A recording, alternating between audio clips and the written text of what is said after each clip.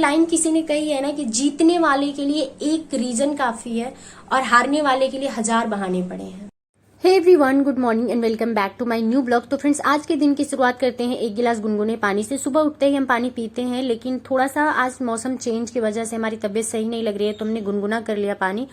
और पानी पीने के बाद रूम की साफ सफाई कर लिया, हमने नहा लिया और उसके बाद हम भगवान के सामने मत्था टेक लेते हैं। पूजा पाठ में मुझे बहुत कुछ नहीं आता है, लेकिन धूप जला के मत्था टेक लेते हैं, इससे बहुत पॉजिटिविटी बनी रहती है। और हमने शुरू में ही बताया कि आज तबीयत हमारी थोड़ी सही नहीं लग रही है, तो 1 कप हमने काढ़ा बना लिया।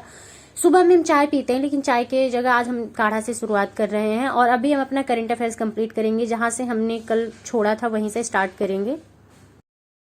और आज की वीडियो में हम बात करेंगे कि हिस्ट्री को कैसे पढ़ा जाए, क्योंकि हिस्ट्री अपने आप में एक लेंदी सब्जेक्ट है। और साथ ही साथ आप लोगों के बहुत सारे पॉजिटिव कमेंट्स आते हैं, लेकिन कुछ कमेंट्स इतने वियर्ड आ जाते हैं जिसको देख के ऐसे लगता है कि सामने वाले ने क्या सोच के कमेंट किया है। खैर ठीक है, जो सामने वाले की मेंटालिटी है वो उसकी है, लेकिन थोड़ा सा उस पर बात करना इसलिए जरूरी है कि कोई भी एस्पिरेंट आता है जब ब्लॉग देखने, तो वो कमेंट बॉक्स भी जरूर चेक करता है। तो कमेंट बॉक्स में आप लोगों के कुछ ऐसे कमेंट्स होते हैं जो नए एस्पिरेंट को होपलेस कर देते हैं, तो इसलिए कमेंट्स पे बात करना जरूरी होता है, खास करके जो बहुत ज्यादा नेगेटिव कमेंट होते हैं। और फ्रेंड्स, मैं ये ब्लॉग एक दिन बाद एडिट कर रही हूँ, इस वजह से आप लोगों को कल ब्लॉग नहीं मिला, क्योंकि तबीयत हमारी बहुत ज़्यादा ख़राब हो गई थी। हमने पूजा वगैरह किया, तब तक ठीक थी, मैं थोड़ी बहुत तबीयत ख़राब लग रही थी, लेकिन उसके बाद फीवर बहुत ज़्यादा आ गया और बहुत ज़्यादा छींक आने लगी कंटिन्यू, जिसकी वजह से ब्लॉग एडिट करना पॉसिबल नहीं था। बस जैसे तैसे करके हमने अपनी स्टडी कंप्लीट की। शाम होते होते बिल्कुल भी आँख नहीं मेरी खुल रही थी, इतना ज़्यादा सर दर्द हो रहा था, बॉडी पेन हो रहा था। और करंट अफेयर्स कंप्लीट करने के बाद हमने गेहूं सुखाने के लिए डाल दिया था छत पे, क्योंकि ये कई दिन से ऐसे रखा पड़ा था मेरे रूम में। तो फ्रेंड्स, अब हम बात करते हैं कि हिस्ट्री को कैसे पढ़ा जाए, क्योंकि हिस्ट्री अपने आप में एक लेंदी सब्जेक्ट है और ज्यादातर उन बच्चों को प्रॉब्लम होती है जिन लोगों ने साइंस से पढ़ा है, जिनका बैकग्राउंड साइंस रहा है। क्योंकि हिस्ट्री थोड़ी स्टोरी टाइप की हो जाती है, तो ये लगता है कि हम कितना पढ़े, आगे से पढ़ते जा रहे, पीछे से भूलते जा रहे, ये चीजें लगती है। तो इस पे आज हम लोग बात करने वाले हैं। वैसे स्पेशली इसके लिए कोई स्ट्रेटेजी नहीं है, बट हम जैसे पढ़ते हैं, जो हमारी स्ट्रेटेजी है वो हम आपके साथ शेयर। तो फ्रेंड्स, पहले भी हमने वीडियो में आप लोगों के साथ शेयर किया है कि आयोग के माइंड मैप को समझने के लिए हमारे पास सिर्फ 2 ऑप्शन होते हैं। पहला होता है सिलेबस, दूसरा होता है previous year question paper. Question paper से ये आइडिया मिलता है कि क्वेश्चन किस तरीके से बनते हैं, आयोग किस तरीके से क्वेश्चन पूछता है। और सिलेबस से आपको ये पता चलता है कि आपको क्या पढ़ना है, क्योंकि हिस्ट्री अपने आप में इतना लेंदी है कि आप पढ़ते रहेंगे तो 6 महीने लग के पढ़ेंगे, तब जाके आपकी हिस्ट्री कंप्लीट होगी। लेकिन हम लोगों के पास एक लिमिटेड टाइम है और उसमें हमें अपने पूरे सिलेबस को कंप्लीट करना है, साथ ही साथ अपना कंपटीशन भी क्लियर करना है। तो उसके लिए हम लोगों को एक सही स्ट्रैटेजी होनी चाहिए। तो मैंने पहले भी आप लोगों के साथ हिस्ट्री को लेके थोड़ी सी डिस्कस किया है, लेकिन हो सकता है कि वो वीडियो आप लोगों ने नहीं देखी हो, या फिर आप लोगों के डाउट वहां से नहीं क्लियर हुए हो, इसलिए वापस से ये कमेंट आया है। तो चलिए हम अपनी तरफ से कोशिश करते हैं आपको समझाने की। घटना चक्र का पूर्वावलोकन, मैंने पहले भी आप लोगों को कहा है कि आप किसी भी सब्जेक्ट को पढ़ रहे हैं, आपके पास पूर्वावलोकन होना जरूरी है। अगर पूर्वावलोकन नहीं है तो आप नहीं समझ सकते कि क्वेश्चन किस तरीके के बनते हैं। और पूर्वावलोकन बहुत सारे पब्लिकेशन के हैं, लेकिन अदर पब्लिकेशन में त्रुटियां थोड़ी ज्यादा है, घटना चक्र में त्रुटियां थोड़ी कम है। इस वजह से मैं इसी को फॉलो करती हूँ। अगर आपके पास कोई और पूर्वावलोकन है तो आप उसके साथ कंटिन्यू कर सकते हैं, लेकिन उसमें क्या त्रुटियां हैं उसको थोड़ा सा समझने का प्रयास करना होगा आपको, वरना गलत इन्फॉर्मेशन आप कलेक्ट करते जाते हैं तो फिर एग्जाम में आपको जाके प्रॉब्लम होती है। तो पहले हम किसी भी टॉपिक को पढ़ रहे हैं, जैसे हमने समाज सुधार आंदोलन पढ़ा, अब उसके बारे में हमने पूरी डिटेल पढ़ ली। राजा राम मोहन राय, ईश्वर चंद्र विद्यासागर, जितने भी लोग उससे जुड़े हैं सबके बारे में हमने पढ़ लिया। किसने कौन सा आंदोलन चलाया, कब चलाया, कहाँ से स्टार्ट किया, उसके रिस्पॉन्स क्या रहे, समाज में उसको लेके किस तरीके का विरोध उत्पन्न हुआ, बाद में किस तरीके का सपोर्ट मिला, उसको लेके क्या चेंजेस हुए हमारे संविधान में, जैसे बाल विवाह को लेके चेंजेस किए गए, तो इस तरीके के क्या क्या चेंजेस हुए, सब चीजें आपको सारी इन्फॉर्मेशन कलेक्ट करनी है, सब कुछ समझना है, सारे पॉइंट को। उसके बाद इस पूर्वावलोकन में टॉपिक वाइज चीजें दी गई है और छोटे से शॉर्ट में एक समरी टाइप का दिया गया है, उसको भी पढ़ लेना है। उसके बाद उससे रिलेटेड आपके एमपीपीएससी में, आरपीएससी में, यूकेपीएससी में, बीपीएससी में, यूपीपीएससी में जितने क्वेश्चन पूछे गए हैं अलग अलग एग्जाम्स में, वो सारे क्वेश्चन का कलेक्शन इसमें आपको मिल जाएगा। इस वजह से मैं कहती हूँ कि ये बुक आपके पास होना जरूरी है। आप सारे स्टेट के आयोग के जो भी एग्जामिनेशन कराए जाते हैं उसके क्वेश्चन पेपर कलेक्ट करना थोड़ा मुश्किल होता है, तो उसका ये इजी तरीका है कि आपके पास घटना चक्र का पूर्वावलोकन होना चाहिए। इसमें पूरी डिटेल में आपको एक्सप्लेनेशन भी दिया होता है, साथ ही साथ वो क्वेश्चन भी दिया होता है, वो कब आए हैं, किस एग्जाम में आए हैं, सब कुछ क्लैरिटी के साथ दिया होता है।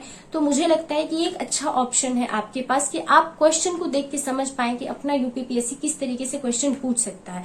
और साथ ही साथ सेम क्वेश्चन अलग अलग स्टेट में अलग अलग तरीके से पूछे जाते हैं। साथ ही साथ जितनी बार क्वेश्चन पूछे जाते हैं उसके ऑप्शन को उतनी तरीके से ट्विस्ट किया जाता है। ऐसा नहीं कि उसका आंसर बदल जाता है, लेकिन शब्दों के साथ आयोग खेलता है, तो उस चीज को समझना बहुत जरूरी है। तो जब आप प्रैक्टिस करेंगे तभी आपको पता चलेगा कि आयोग क्वेश्चन किस तरीके से बनाता है। और आप एक टॉपिक को पकड़िए, पहले वो टॉपिक पूरा कंप्लीट करिए, उससे रिलेटेड आप जो भी बुक फॉलो कर रहे हैं उस बुक से पढ़िए, उसके बाद आप घटना चक्र के पूर्वावलोकन से क्वेश्चन सॉल्व करिए। इसके अलावा हिस्ट्री को समझने का और कोई तरीका नहीं है। इसी वजह से मैंने जब बुक लिस्ट वाली वीडियो बनाई थी तो उसमें सबसे पहले हमने आप लोगों के साथ शेयर किया था कि सबसे पहले आप लोग मॉडर्न हिस्ट्री पढ़िएगा, क्योंकि मॉडर्न हिस्ट्री काफी इंटरेस्टिंग है और ये भी है कि अपनी आजादी से रिलेटेड है कि किस तरीके से हमारा भारत गुलाम था अंग्रेजों के और किस तरीके से यहाँ के क्रांतिकारियों ने संघर्ष किया और अपने देश को आजाद कराया। तो वो हम लोग रिलेट कर पाते हैं चीजों को, क्योंकि हम लोग गांधी जयंती मनाते हैं, हम लोग स्वतंत्रता दिवस मनाते हैं, गणतंत्र दिवस मनाते हैं, तो वो चीजें ऐसे लगता है ना कि बस बहुत पुरानी नहीं है, जस्ट कुछ समय पहले की है। और ये घटनाओं को हम लोग रिलेट कर पाते हैं। झांसी की रानी 1857 की क्रांति कौन नहीं पढ़ता है, और बहुत इंटरेस्टिंग स्टोरी है। बस ये होता है ना कि जो साइंस के स्टूडेंट होते हैं वो थोड़ा फैक्ट बेसिस पे ज्यादा काम करते हैं, तो इसलिए उनके लिए हिस्ट्री थोड़ी बोरिंग हो जाती है। तो आप मॉडर्न हिस्ट्री से स्टार्ट करिएगा, आपको बहुत अच्छे से समझ में आएगा और एक एक टॉपिक को क्लियर करिएगा। आप ये कोशिश करेंगे कि इतनी मोटी बुक है तो हम 2-3 टॉपिक 4 टॉपिक एक ही दिन में पढ़ जाए, तो लास्ट में आपके दिमाग में कुछ भी नहीं रहेगा। आपको ऐसा होता है ना कि पढ़ने के बाद लगता है कि यार हमने क्या पढ़ा है, दिमाग में कुछ भी क्लिक नहीं किया है, तो उस टाइप की फीलिंग होगी आपकी। तो आप एक एक छोटे छोटे टॉपिक को पकड़िए, उसको पढ़िए और उससे रिलेटेड जितने क्वेश्चन बन रहे हैं उसको क्लियर करिए। और फ्रेंड्स, ये हमारा साइंस का नोट्स। आप लोग कहते हैं कि वीडियो में एक बार अपना नोट्स दिखा दिया करिए, तो इस वजह से मैं नोट्स आप लोगों को दिखा रही हूँ। और लास्ट में 1 से 2 पेज हम सादा छोड़ देते हैं, जिसमें कि हमें प्रैक्टिस के टाइम पे अगर कुछ इंपॉर्टेंट पॉइंट मिले तो हम नोट कर सकें। और आप लोगों ने बोला कि पीडीएफ दे दीजिए, तो पूरे नोट्स का पीडीएफ प्रोवाइड कराना आसान नहीं है। उसका पहले फोटो क्लिक करेंगे, फिर उसके बाद उसको पीडीएफ फॉर्म में कन्वर्ट करेंगे, उसके बाद हम जाके आप लोगों के साथ कहीं पीडीएफ शेयर कर पाएंगे। तो फ्रेंड्स, इतना टाइम नहीं होता है मेरे पास। आप लोग भी समझ सकते हैं, आप लोग भी एक एस्पिरेंट हैं, तो टाइम की कितनी प्रॉब्लम होती है प्रिपरेशन के दौरान, ये चीजें आप लोगों को बहुत अच्छे से पता है। तो नोट्स का रिवीजन करने के बाद हम अपना क्वेश्चन सॉल्व करेंगे घटना चक्र से। और क्वेश्चन सॉल्व करने से ये फायदे होते हैं कि हमें कुछ उसमें हाईलाइटेड पॉइंट मिल जाते हैं, जिसकी वजह से हमें पूरे नोट्स का रिवीजन बार बार नहीं करना पड़ता है, क्योंकि एग्जाम के टाइम में बहुत ही कम टाइम होता है। तो हमें कुछ न कुछ हाईलाइटेड पॉइंट चाहिए, जिसको पढ़ने के बाद उसके अराउंड सारी चीजें आपको रिकॉल और आपका टाइम भी बचे, क्योंकि एग्जाम के टाइम में प्रेशर बहुत ज्यादा होता है। अब फ्रेंड्स, आ जाते हैं इस कमेंट पे। ये कमेंट इन्होंने किया है कि 2021 में 300 पोस्ट थी, 5 से 6 लाख फॉर्म पड़े थे, और अभी 181 पोस्ट है, 8 से 9 लाख फॉर्म आएंगे। तो इतने कंपटीशन में क्लियर करना आसान है कि आपको क्या लगता है पॉसिबल है? तो मैं आपको बता दूं, आप किसी भी एग्जाम को अगर ये सोच के पढ़ाई कर रहे हैं ना कि ये आसान है, हम इसको क्रैक कर लेंगे, तो आप समझ लीजिए कि आप उसको कभी नहीं क्रैक कर पाएंगे, चाहे वो ग्रुप डी की ही क्यों ना वैकेंसी हो, क्योंकि हर जगह कंपटीशन बहुत टफ हो गया है और आपको फाइट देने वाले अच्छे अच्छे बच्चे हैं वहां पे। जो ग्रुप डी का भी बच्चा प्रिपेयर करता है ना, अगर वो इस माइंडसेट के साथ प्रिपरेशन कर रहा है कि एग्जाम आसान है, इसमें बहुत सारी सीटें हैं, हम क्लियर कर लेंगे, उसका कभी भी एग्जाम क्लियर नहीं होता है।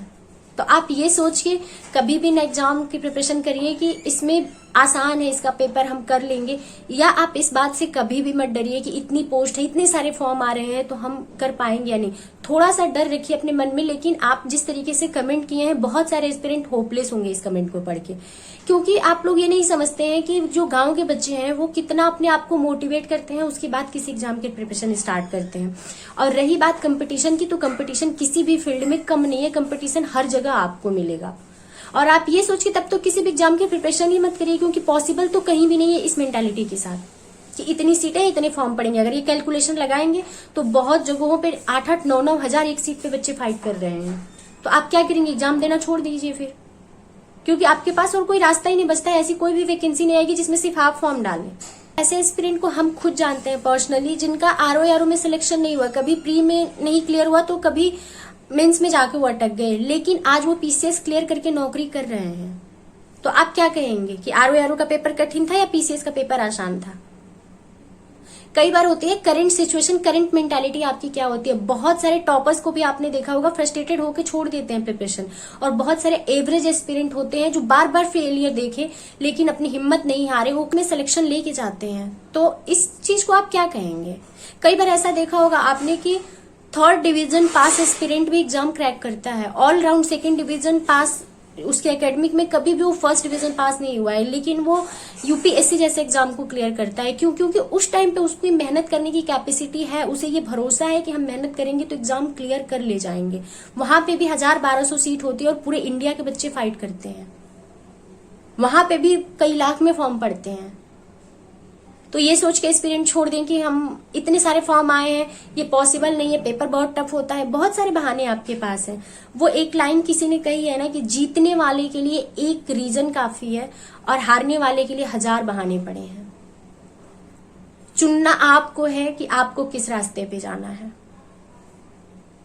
तो फ्रेंड्स, इस वीडियो को हम यहीं पे एंड करते हैं और उम्मीद करते हैं कि हमारी वीडियो आपको पसंद आएगी। तो वीडियो पसंद आएगी तो वीडियो को एक लाइक जरूर कर दीजिएगा। चैनल पे नए हैं तो चैनल को सब्सक्राइब करके बेल आइकन प्रेस कर दीजिएगा, जिससे मेरी आने वाली वीडियो का नोटिफिकेशन आप सभी को मिल सके। तो चलिए मिलते हैं नेक्स्ट वीडियो में, तब तक के लिए बाय बाय।